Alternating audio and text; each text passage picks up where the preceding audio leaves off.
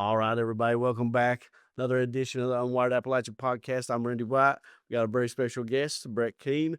Brett, I believe you were in last year, and when you come in, I guess we like to talk Pike County Bowl. I mean, you're the guy at Community Trust who helps to get this thing going, and I'm sure everybody in the community appreciates what you and Community Trust and everybody over there has done over the year. Just kind of talk about this 41st one after another successful one last year. Yeah, we've been really blessed with the bowl and how well it's done, and to be able to still get teams. It gets harder and harder, and with this RPI system, it's made it even more difficult because of the way certain matchups go. And then with the realignments, also been an obstacle, but we managed to get it together one more time. Yeah, and it's always a great way. It's used to be the kickoff of the season. Now it's week two, still at the beginning, still a big feel. Just talk about having a big event like this, how special it is for the kids to, because you go to Belfry Friday night, that place is packed. You go to Pikeville Saturday, that place is packed. It's an event. Just kind of talk about how cool that is, knowing that you all help build something like this for the kids to get to experience in the county. Yeah, well, it's been a group effort. It's been a lot of over the 40 plus years. It's been promoting mountain football. It's been the help with you guys and YMT and all the other media involved in promoting the sport. And once upon a time, there was not much known about mountain football. And as the late great Coach Haywood used to say that this bowl really put mountain football on the map, and no matter where you go now, nobody downstate or wherever, they know who these mountain teams are. Yes, they certainly do. I mean, I remember a few years ago, me and Corey were at the state championships, and I think 3 or 4 of the state championships came from the Mount. I think 4 of them that year, but I think the Pike County Bowl has been a big part in that. Just kind of talk about getting these outside teams. I know this year you've really only got one outside team, Central, going to play Belfry. That's a special matchup. Just talk about getting teams like that in to play Belfry and renewing some of these Yeah, rivalries. last year we had Central and Cabell Midland, and Cabell lost quite a few players to transfer, and played a lot of young kids last year. So they're still in a rebuilding phase and didn't feel like they were ready to compete at that level and to want to continue this year. Fortunately, Prestonsburg's been on the rise the last couple of years, and they and Pikeville been in agreement to play each other this year, and I think that'll actually be a great matchup, and I think you'll see a full house there to see it. Yeah, I think that when I first started working at the News Express 20 some years ago, every year it was either early in the season, Pikeville, Peaburg. It was either week 1, week 2, week 3. It was always a constant. I don't think they played in 10 years. I believe it was going back and looking at the research. Just talk about how cool that is to see this rivalry renewed thanks to the Pike County Bowl. Yeah, and I think it's a good opportunity for both teams, and I think it'll spark a lot of interest in both fan bases. So we're excited to be able to have it, that it all fell into place. We're able to do that, and then we're also happy to have we had to rotate out with a new district alignment. We're glad to welcome back Phelps and Shelby Valley this year as well to get to participate. Yeah, a lot of local even Martin County and Pike Central, that's been a game. I think this is going to be the 4th year in a row. First year was very exciting.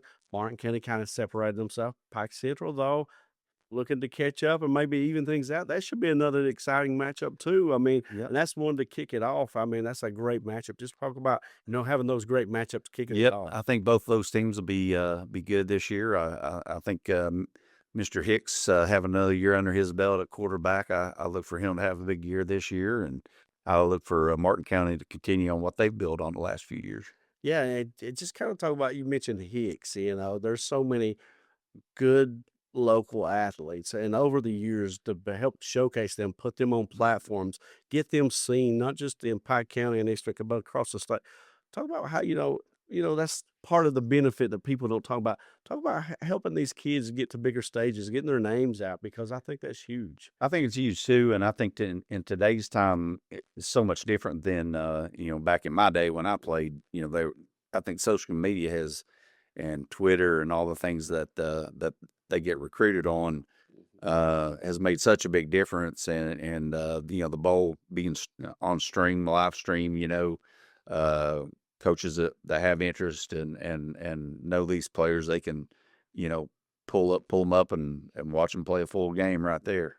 Yeah, and talk about partnering with WYMT and them. You mentioned people can pull it up and watch it. You can go online and watch these games. Talk about that luxury because that's another thing that helps the fans who maybe they're from London, Kentucky, or Lexington, or who knows where, and they want to be in. They hear somebody's name, they want to take interest. They can pull that up and watch it. Just talk about how huge Yeah. that is. Well, and family. I mean, life gets in the way sometimes, and maybe mom and dad have to work till 5 or 6 on Friday and can't get to Pikeville. Yeah. It gives them opportunity to follow and keep up to date with everything. Get to watch them live. Yeah, and we talk about the guys and everything in the Pike County Bowl. So many legends over the years. Last year, we honored you guys got to honor Coach Haywood. This year, you've got a new legend. If you want to talk about him, I'm Yep. sure it means something to you and everybody at Community Trust. I think finding these legends and honoring them and what they've meant to the bowl, Mhm. to football, to the community in general means a lot to a lot of people. Well, we think we have a fantastic choice this year, and my former colleague and friend Dwayne Thompson, he was our market president over at Tug Valley, Belfry area for many years. And before that, most people probably remember that he was a highly rated football official. He's called championship games, state championship games, and his crew has always had the big games in East Kentucky and did a fantastic job for many years, and including the bowl games. And he's just contributed in so many ways to the schools and the community and the bowl itself. That we lost him a couple years ago, and it's just it's been uh, hard not having him around, and but we're honored to be able to honor him. Yes. We're pleased to be able to honor him for his contributions. Yeah, I think that's a perfect thing because if you saw the thing at Belfry last year, you see how much it means to the families, their loved ones, the friends. I think it's an excellent part of the bowl that sometimes gets overlooked. And the other thing I think you all do well is the Pike County Bowl Queens. I mean, you get these girls in from locally. They get scholarship money. They win it's a big deal. I think. Just talk about getting the girls from the schools involved as well, because I think that's an event in itself. It is, the schools have an opportunity to judge that ever how they please, to have a nominee from each school, and the girls come in on the Saturday of the bowl during the day, and they have a full day, and they really have a good time. I think the best part of it is the interaction they get to have with each other and the friendships that they make that day.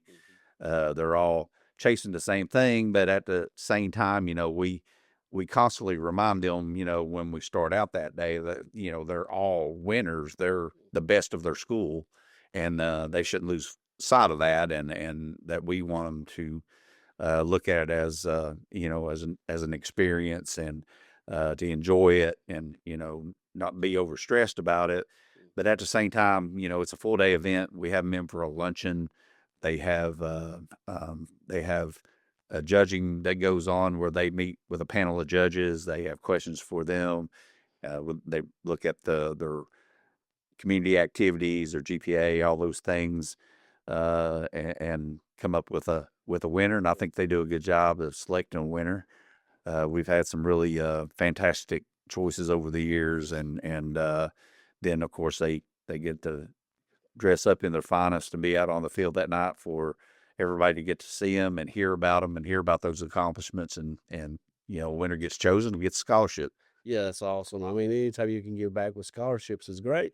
But you guys, the bowl, I think sometimes people don't realize what you guys do giving back. And I think that's the key to this bowl is Right. giving back. We're investing in the kids.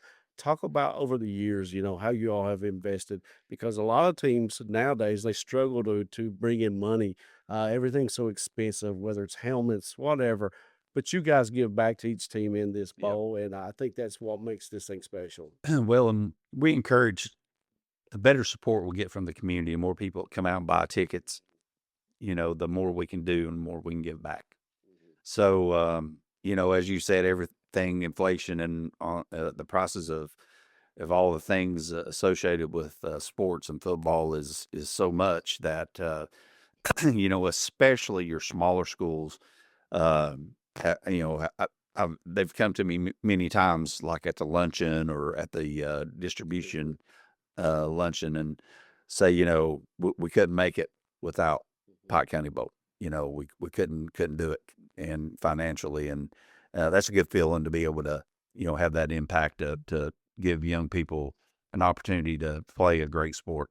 Yeah, but here's the other thing about not just Pike County Bowl, but the bank does so many things. Community trust, giving back to so many sports, so many athletes, so many local kids. Just talk about how important that is because when you invest in the community, they usually turn around and pay it back when they get older.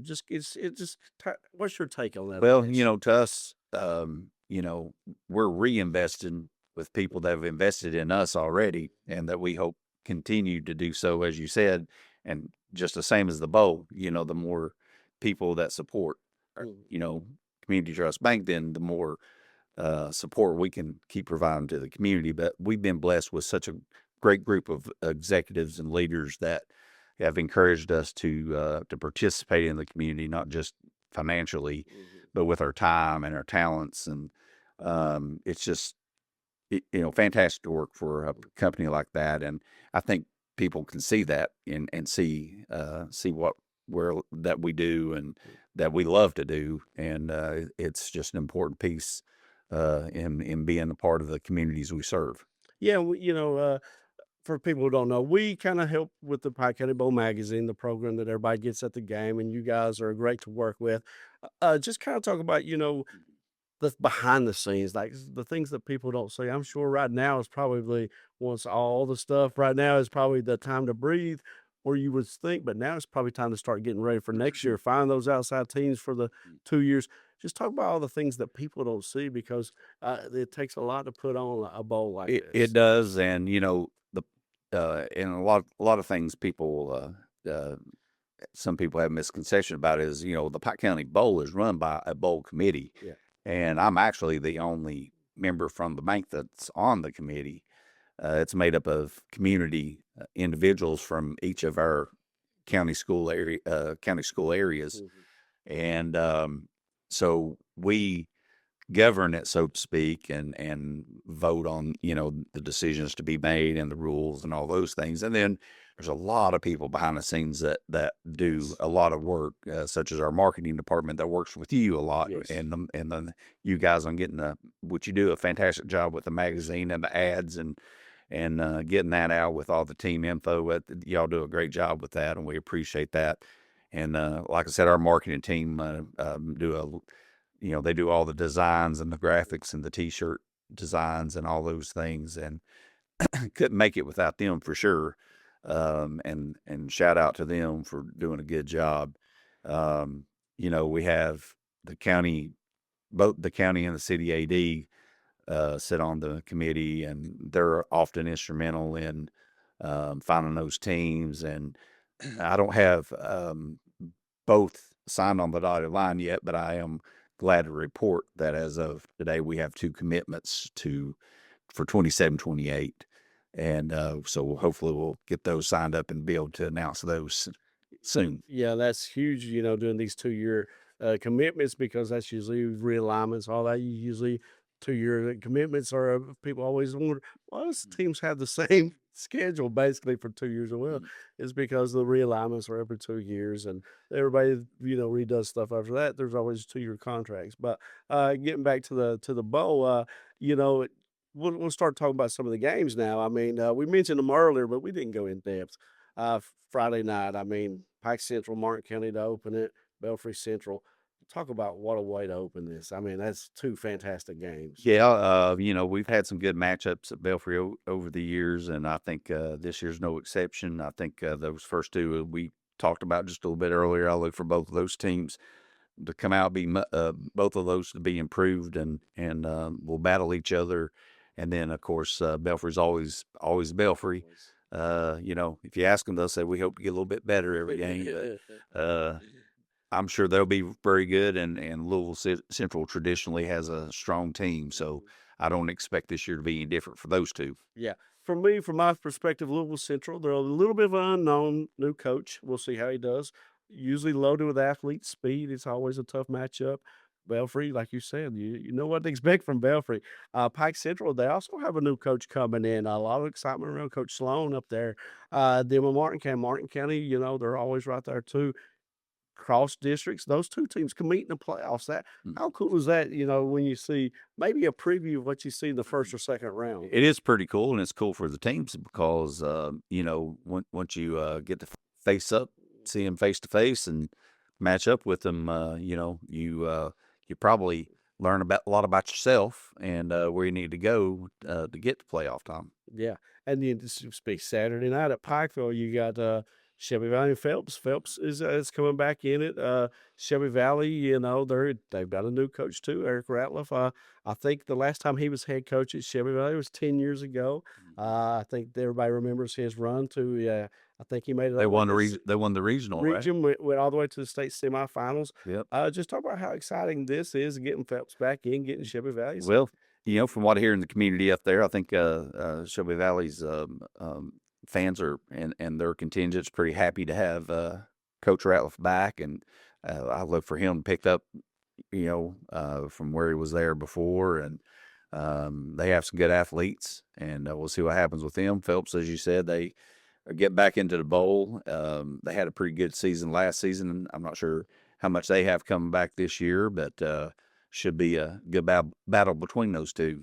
Yeah, and with to end it with Pikeville and Petersburg, we talked about that matchup earlier, but Pikeville's always in the mix for that state title in Class A. Prestonsburg looking to prove themselves, looking to show people, hey, we belong right there with your Belfries, with whoever else.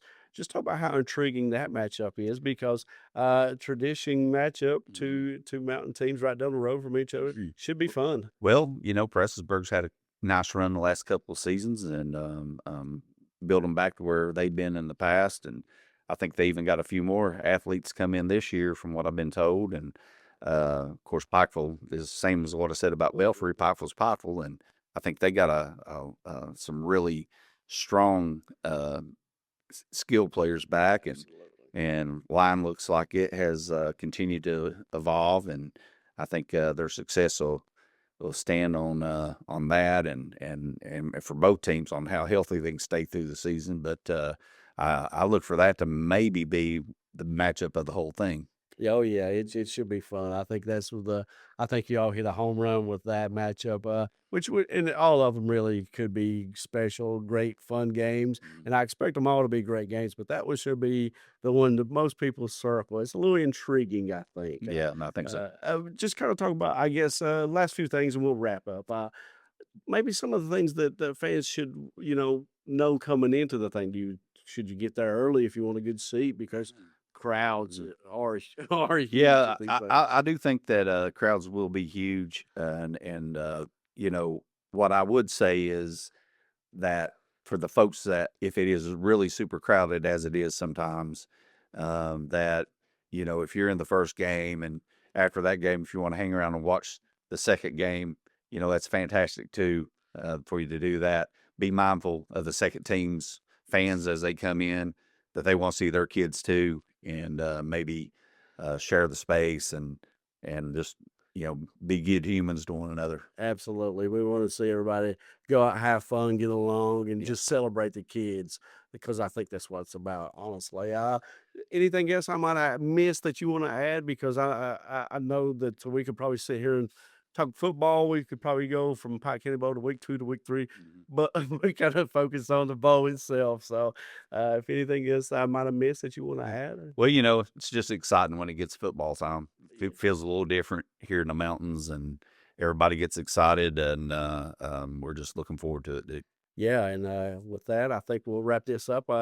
Look out for the Pike County Bowl magazine. When you get to the games, there'll be a QR code, and this is filmed a little late, so this one won't be involved. But if you want to say you want to watch Pikeville's interview with Chris McNamee, there'll be a little QR code there where his thing. You just click on it and you can watch that. There'll be season previews, rosters, all the information, the queens, the legends, all the information, all the stuff in the history. So hopefully we got you well informed for that.